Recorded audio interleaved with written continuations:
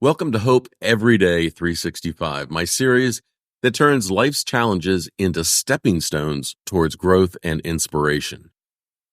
Gratitude set the stage yesterday, and today we're diving into a powerful truth. Failure is not the end. It's the beginning of learning. Have you ever felt like failure wasn't just an event, but a label stamped on your forehead? Like no matter what you do, you can't shake it off. Hey, if you've ever been there, this message is for you. Failure doesn't just hurt, it lingers. It sneaks into your thoughts late at night, whispering doubts about your worth and capabilities. I know what that's like. And I won't pretend that a few motivational words will make that feeling disappear. But here's the thing, those whispers don't have to define you. I got through it. Right now, if failure feels heavy and impossible to move past, let's start by just sitting with that feeling for a moment without judgment, without rushing to fix it. Hey friends, Steve here from Old Guy Insights. If you've ever felt crushed by failure, know this, you're not alone. Let me tell you something I wish someone told me during one of my biggest flops.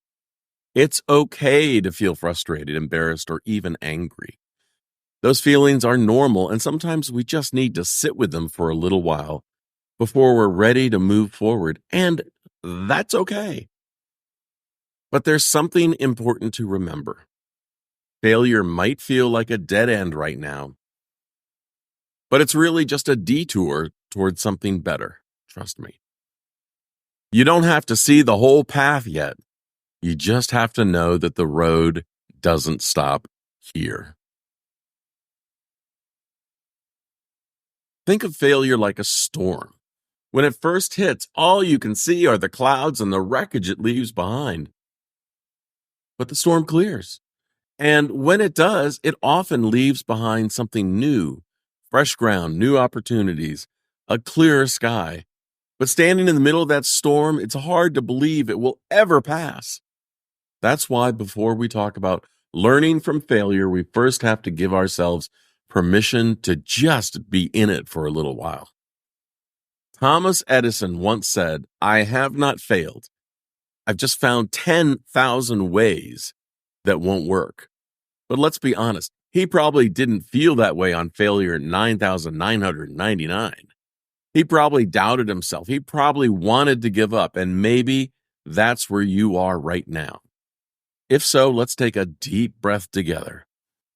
You don't have to push through it just yet. Just sit with it, and when you're ready, we'll take the next step together.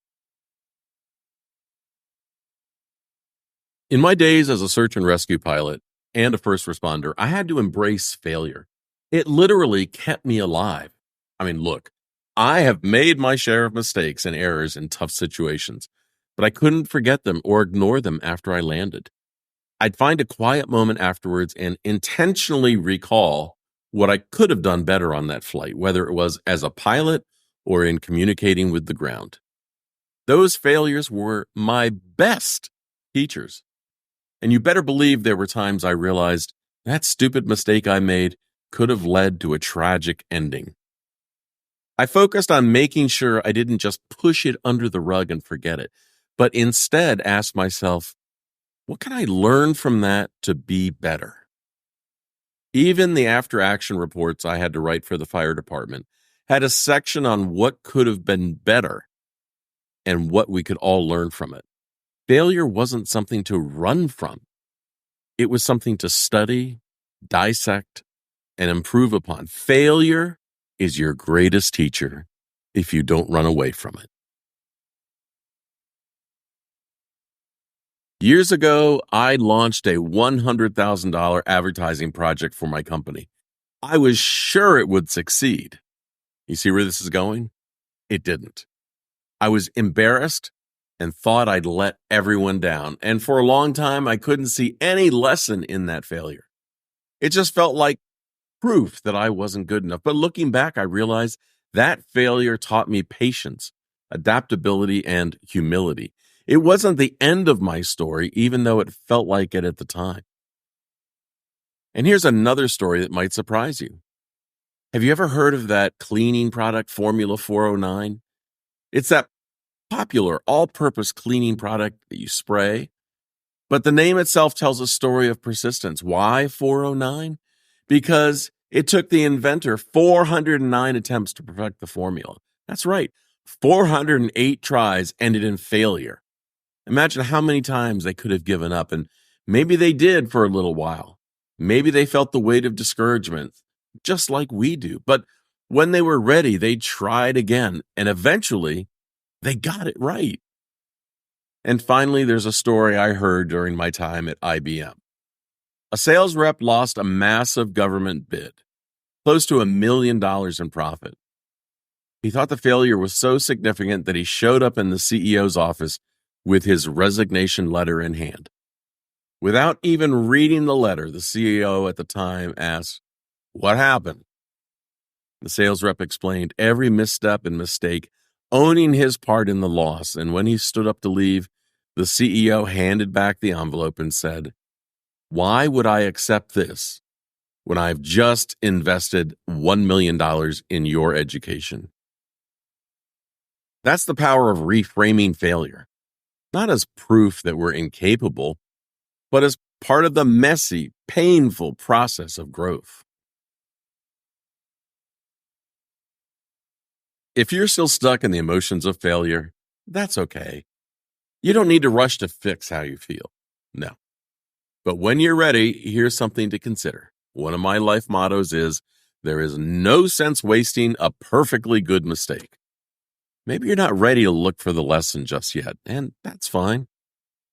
But when you are, ask yourself, what is one small thing I handled well despite the failure? Maybe you tried something new. Maybe you didn't give up as quickly as you thought you would. Maybe you even reached out for help. Even if the failure itself feels overwhelming, there's something in it that isn't wasted. If you can't see that yet, talk to someone who can help. When failure feels personal, it's hard to be objective. Find a friend, a mentor, post a comment, or find someone who's been there before. Sometimes they'll see the silver lining we can't. And even if that feels like too much right now, just know this: your story isn't over. Failure might feel like a period, but it's really just a comma.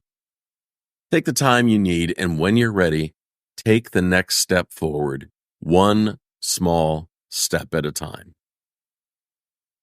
Today, we sat with failure and started to shift how we see it. And tomorrow, we'll explore how optimism can help us keep moving forward, even when the road feels uncertain.